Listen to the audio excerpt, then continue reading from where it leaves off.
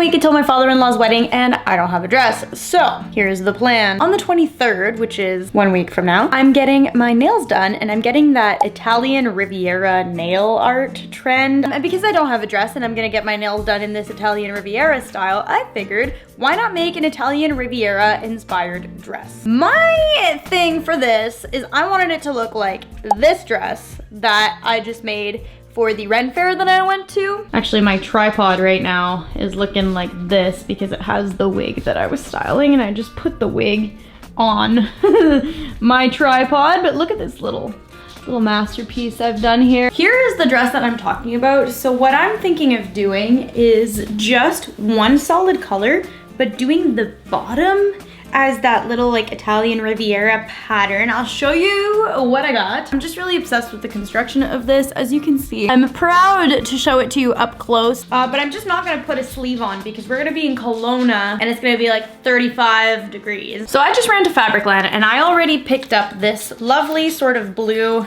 thread and zipper. I picked up the exact same sort of trim that I used on the first dress, but in a dark blue. I picked up this yellow ribbon to maybe put a bow on the back. We'll see. I just wanted more yellow accents. This is the Cancun cotton linen collection. It was on sale for $8 a meter.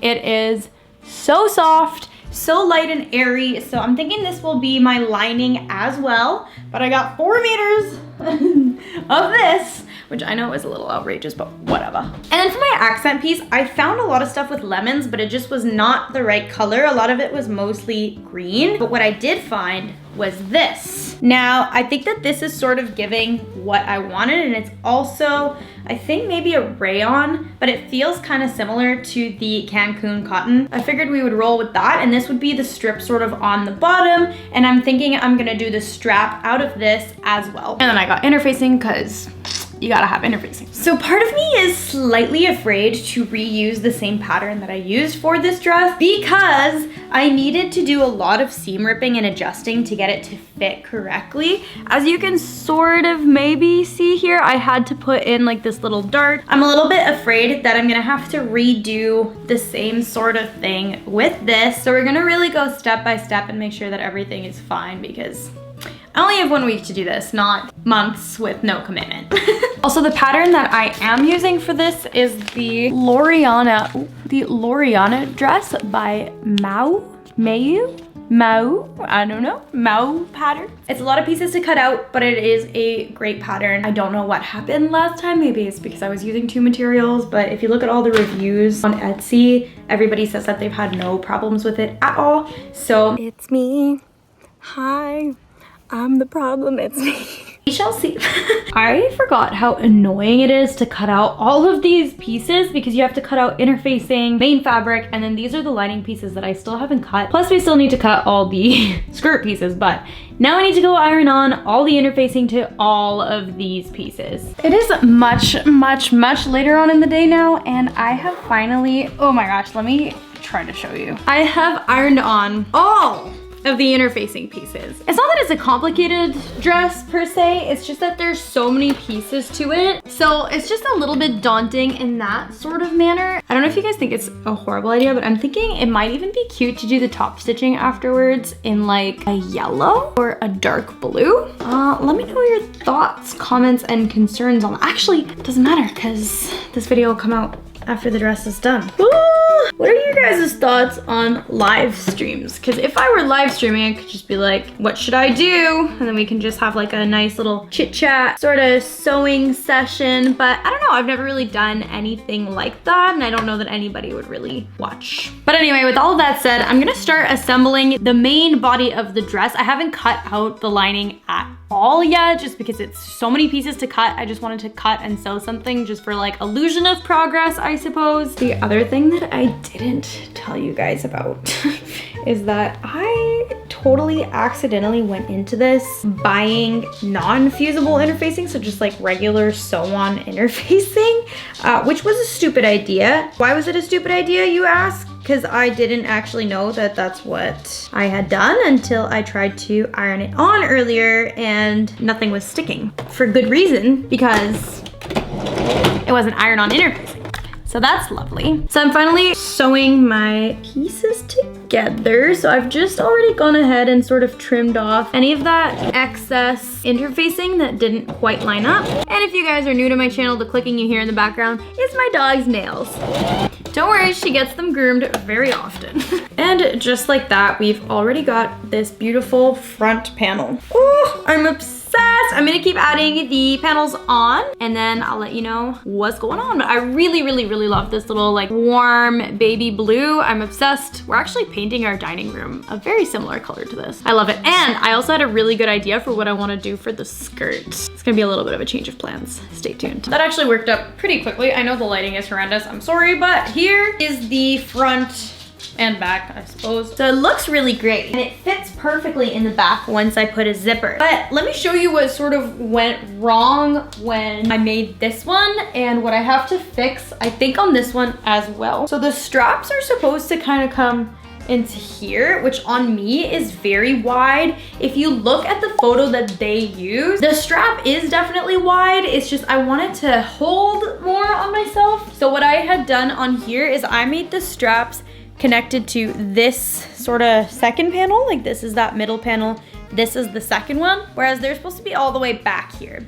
So that's the number one thing that was weird. And because of that strap placement, because this has a sleeve, the strap connects this bit with this pointy bit to make like one full circle sort of deal. So having the strap here meant that I had to cut a whole kind of thing out of here. With all that said, I'm gonna make the lining and make sure that it matches up, because that was another issue when I made the first one, is that the lining didn't even match up after I was done, which was user error. Then I'll do the boning because I don't want to have to cut into hard work again, and then I'll make any adjustments that I need. It's actually looking really, really good. Alrighty guys, oh, it is now 8 p.m. maybe past that. Yeah, and I should really stop, but I just wanted to show you guys what I did. So I obviously made the first portion like you saw earlier, and then I went ahead and I completed the lining. But now before I bone it, I'm definitely going to add the straps and see where that all sort of matches up. And then I made the straps. So on the original pattern, you only sew one side together and then flip it. I sewed both sides so that it's a nice clean edge on either side. And lastly, what I'm gonna wanna do is get a little piece of fabric that starts here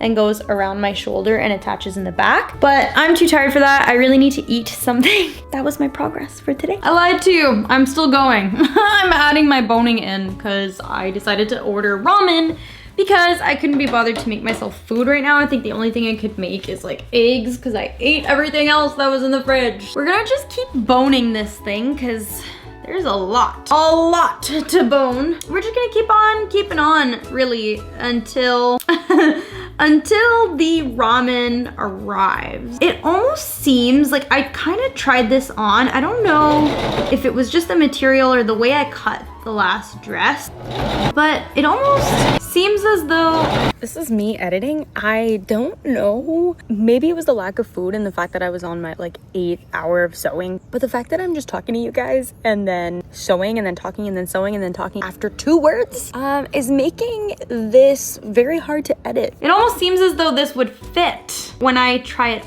on, like even if the strap were in the area where it is meant to be. So it might just be that I now just have like more sewing experience, or that I was more patient cutting it out. But I'm kind of thinking, oh wow, look at how clean this looks. This is just sew on boning, not sew through. So the boning is in the middle. I'm just sewing a line on either side, making sure that my boning is nice and centered. And that's why it's giving this really beautiful boned, or like corset, I guess, effect on the outside. I really, really, really love this detail, and the structure of this is awesome. Oh, and I also basted this on, because once I put the lining on and then flip it, this will stand up and just have like just the top little tiny detail showing. I'm done the boning. This is actually crazy. This is, oh, wow. But you see what I mean? Like I don't know what I did last time. It looks like if I put the straps here, I'll be fine.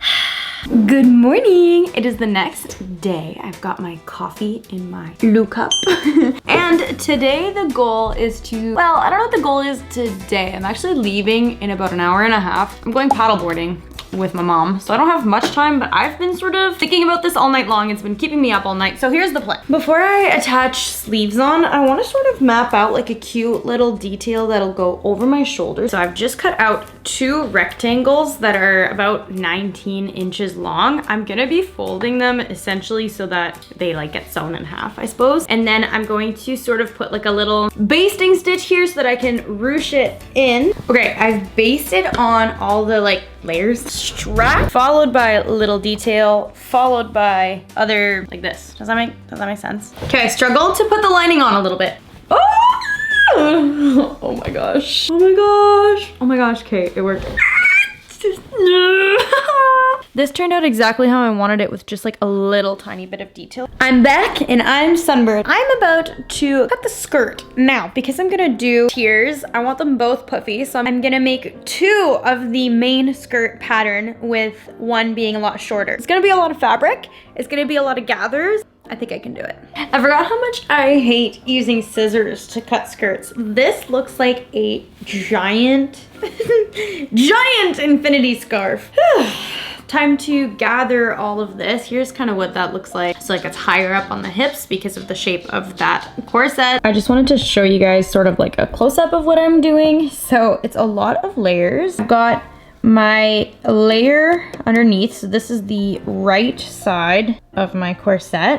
Then I've just basted on this piping with the zipper foot because it's very hard to do. And then once this is on there with my regular foot, it makes it easier to just kind of sew over this piping and get the needle right beside it with all of the gathers. Obviously, if I had a serger, I would serge this after, but I don't. I'm probably gonna be doing another one of these overlock stitches. I always do that. It's just using S2 on my machine, and then I use this stitch right here. I wanted you guys to see this at the same time that I'm seeing this. I've attached the skirt. Oh, wow.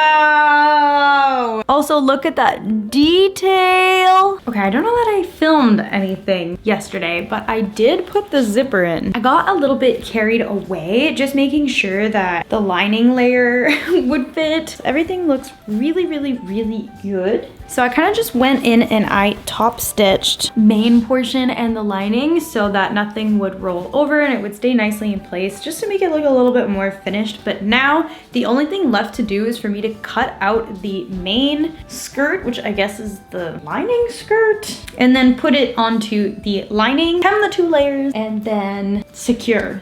If I had a serger, would it solve a lot of my problems? Absolutely. Right now, I'm just doing a straight stitch. And then as I believe I've told you guys earlier, I'm gonna go back in and do an overlock stitch afterwards. But that takes up a lot of time, a lot of patience, and definitely a lot of my thread. You're not really supposed to do that at that point. If you're gonna do that to every single edge, you might as well use a serger. It is now time to flip the dress right side out. What did I just do? Now the lining is on the exterior. This is almost a reversible dress at this point. Ooh. I mean, I think I would have to try it on, probably. I think I need this to be shorter. It's time to hem. It's obviously gonna be shorter because it's not hemmed yet, but I don't know if I like this top layer. I was almost thinking if I were to just make this into like a cute little ruffle. So I've decided that I hate it. And in the midst of the moment, I guess, during a storm here, I decided that I'm cutting it. I'm completely cutting into it. I also did the hem and I hemmed it too short. The hemming sucks and I don't want to redo it. And I hate hemming a circle skirt and I don't have a serger, so I can't just do like a cute little quick serged hem. So that's my life right now. I definitely accidentally made this ruffle shorter and shorter. C'est la vie. And I've already hemmed this layer as well. So means we need to hem again. I can't believe I just cut off my dress, like seriously. Oh, that's way cuter. Oh, it feels saved. It feels saved. I did a thing. It was a risk. It paid off. How cute. Teeny tiny frill with the teeniest, tiniest rolled edge you've ever seen. Yeah, I did pretty good on this one. I like it. I like it. I just finished hemming this again. Again. I also put this little trim on the bottom. Here's what that looks like. I need to iron everything. I accidentally hemmed it a little too short on this side, so this side lifts a little more, but I'm gonna be wearing shorts underneath and it's gonna be just fine. Time to get my nails done, then head over to Kelowna and I'll show you the final results.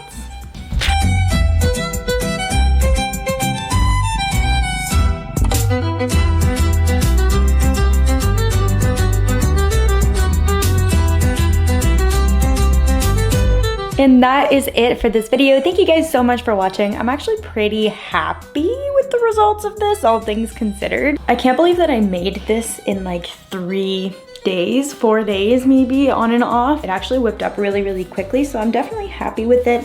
And I love this pattern. I will definitely use it again. I cannot believe this is already the second time that I'm using it. But with all that said, thank you guys so much for watching. Make sure to give it a thumbs up and click on subscribe if you want to see more things. And if there's anything specific you want to see, let me know in the comments. Thank you guys so much for watching, and I'll see you in the next video. Bye!